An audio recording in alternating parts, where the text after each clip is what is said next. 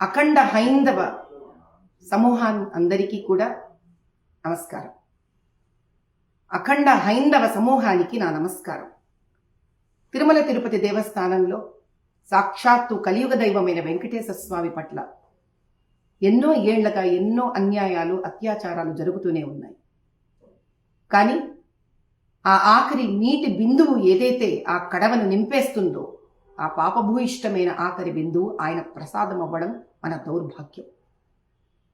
ఈ ప్రసాదం ఎంతో మంది ఇండ్లకు చేరింది. వేలు లక్షల కోట్ల మంది భారతదేశం దాటి విశ్వమంతా కూడా చేరింది.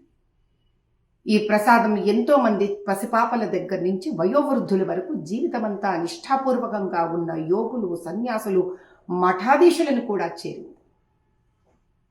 కానీ ఇది చేసిన వాళ్ళు ఈరోజు వాళ్ళు ఏ మతానికైనా సంబంధించి ఉండవచ్చు.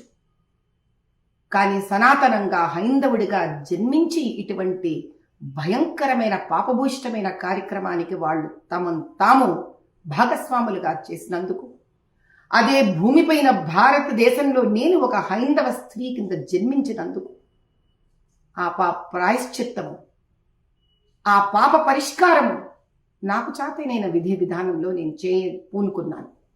రేపు 26వ తారీఖు సెప్టెంబర్ 2024 వందే భారత్ ట్రైన్లో నేను, నాతో పాటి ఈ హైందవ ధర్మాన్ని సంరక్షించాలని కంకణధారులైన చాలామంది హిందువులు మేమందరం కలిసి 6ంటికి సికింద్రాబాద్ రైల్వే స్టేషన్ నుంచి ప్రయాణమయ్యి అదే రోజు అంటే 26 సెప్టెంబర్ 2024కు తిరుపతిలో 2-2:30 మధ్యలో దిగి అక్కడి నుంచి శ్రీవారి మెట్లు ఎక్కుకుంటూ 7 కొండలను ఎక్కి ఆయన సన్నిధిలో చేరుతాం.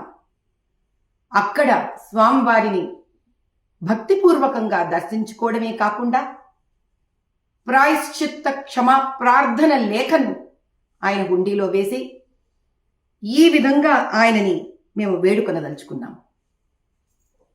ఆ లేఖలో ఏం రాసి ఉంది అనే దానికి ముందు మీకు లేఖను చూపిస్తున్నాము. ఇటువంటి లేఖ మేము అందరము తీసుకొని వెళ్ళి హుండీలో వేయడం జరుగుతుంది. రాలేని పక్షంలో ఎవరెవరైతే హైందవులకు ఇటువంటి ఒక లేఖను వాళ్లకు నచ్చిన విధానంలో స్వామివారిని క్షమాపణ కోరుతూ ఆయనని జాగృతం అవ్వమని వేడుకోదలుచుకున్నారో వాళ్ళు సికింద్రాబాదులో రేపు వందే భారత్ రైల్ మేము ఎక్కే సమయంలో వచ్చి మాకు అక్కడ అందజేయచ్చు. ఇదే కాకుండా ఒంగోలు, గుంటూరు అనే 2 స్టేషన్స్లో ఈ ట్రైన్ ఆగడం జరుగుతుంది. అక్కడికి కూడా హైందవులు మేము ఈ పత్రాలను మాకు తెచ్చి ఇస్తే మీ తరపున మేము మెట్లు ఎక్కి స్వామివారి హుండీలో వేసి మీ అందరి తరపున కూడా క్షమాప్రార్థన కోరుకుంటాం.